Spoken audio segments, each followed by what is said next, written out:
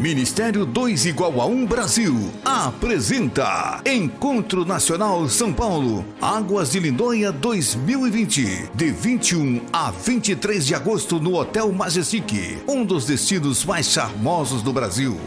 Inscrições abertas. www.2igual1brasil.com.br 2 igual a 1 Brasil. Descubra o poder da aliança.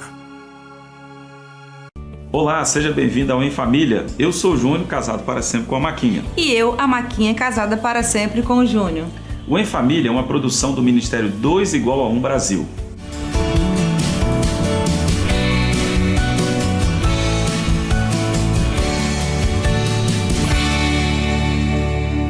No programa de hoje você vai ver: um casamento quase termina em divórcio causado pela falta de comunicação do marido. Essa falta de diálogo e ciúme, e eu sou muito enjoada com limpeza, chega a ser doente com casa, antigamente, muito. E de tanto eu mandar ele ir, entendeu? Vai pra rua onde ele foi. E após 7 anos divorciado, um casal casa-se novamente. Acabou fugindo da minha situação, da minha mão, o controle, e eu não queria. Imaginei que aquilo não era para mim. Para mim foi bastante frustrante. Foi triste, vi tudo que a gente já tinha assim construído bastante coisas. Vi tudo e de água abaixo. Antes de você conhecer as histórias do programa de hoje, nós queremos te apresentar o Ministério 2 igual a 1 Brasil. O 2 igual a 1 Brasil é uma associação sem fins lucrativos com sede em Belo Horizonte, Minas Gerais. Criado na década de 80 em Colorado, nos Estados Unidos, pelo casal Mike e Marilyn Phillips, os cursos do 2 igual a 1 estão em mais de 120 países, com apostilas traduzidas em mais de 80 idiomas. Tudo começou com uma crise no casamento do casal fundador e um conselho foi o divórcio. Mas Deus restaurou o casamento de Mike e Marilyn Phillips e deu a eles uma missão: formar um exército de homens e mulheres para lutar pelas famílias em toda a terra. Atualmente, o 2 igual a 1 é reconhecido em todo o mundo e um dos mais expressivos ministérios com família no Brasil.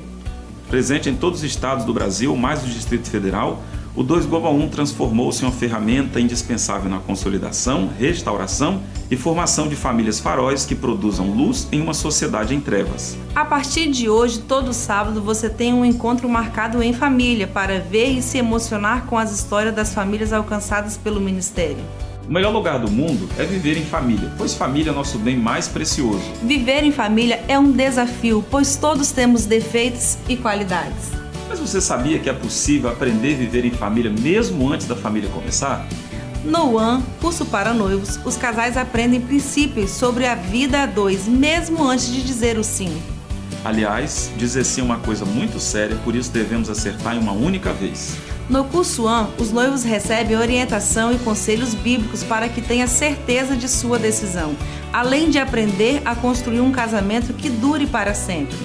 Por falar em casados para sempre, você já deve ter visto um adesivo num carro, ou mesmo alguém com uma camisa, e até mesmo na internet a marca do Casados para Sempre. O Casados para Sempre é o curso para casais mais conhecido no Brasil. Todos os anos, milhares de casais participam do curso buscando melhorar ou restaurar o seu casamento. Os casais líderes do Casados para Sempre são voluntários e têm como missão amar e cuidar de famílias. O curso mudou a nossa história e de milhões de pessoas ao redor do mundo e restaurou famílias em todos os continentes. Outro enorme desafio para viver em família é criar filhos. Mas você sabia que Deus deixou princípios práticos para que você crie seus filhos, de modo que sejam motivos de orgulho e honra para os pais? É verdade, o curso Pais para Toda a Vida é uma ferramenta poderosa para pais e filhos se alinharem no mesmo propósito e, sobretudo, utilizar a paternidade de forma inteligente e assertiva. Bom, pessoal, esse é o Em Família, nosso encontro semanal onde a família estará sempre em pauta e em alta, porque viver em família é muito mais feliz. Tudo preparado com muito amor e carinho para que seja bênção para você e sua família. Sejam bem-vindos, esse é o Em Família.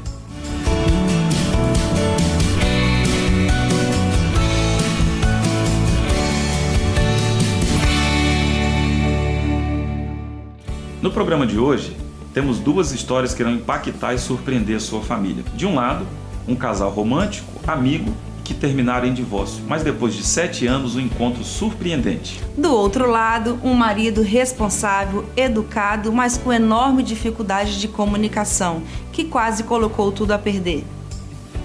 Segundo o IBGE, o número de divórcios é crescente no Brasil. Em 2019, foram mais de 1 milhão de casamentos e um pouco mais de 350 mil divórcios.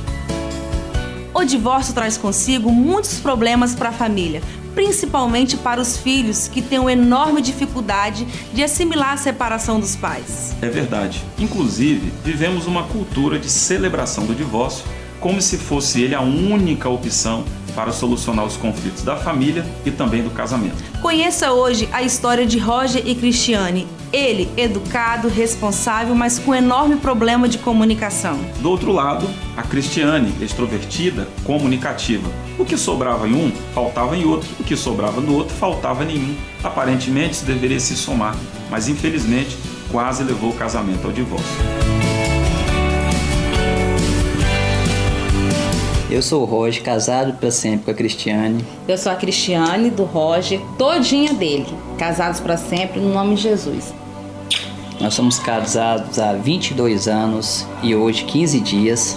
Nós somos pais para toda a vida de Daniel com 21 anos e Rafael de 14 anos. Conheci a Cris numa livraria evangélica do pastor Eduardo. Eu estava lá conversando com a vendedora lá, ela chegou e ficamos ali conversando um pouquinho. Ela me convidou para ir na igreja da avó dela. A intenção de levá-lo na igreja, né? Mas com algumas segundas intenções depois.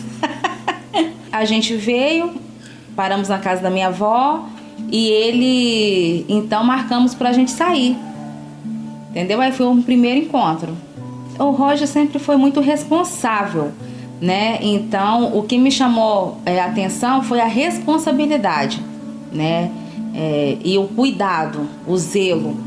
Então, como eu às vezes poderia não ter tido muito isso do meu pai, acabou eu vendo isso na figura dele, assim, todo carinho, cuidado, atenção. Interessante que no outro dia ela me ligou, se passando por uma outra pessoa, entendeu? Lá da livraria, né, me fazendo convite para sair.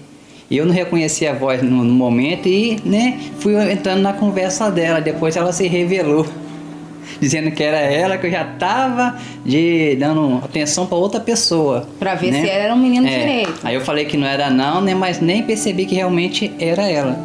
Nós casamos em 98, né? Então nós namoramos 4 anos, então foi por volta do ano de 94.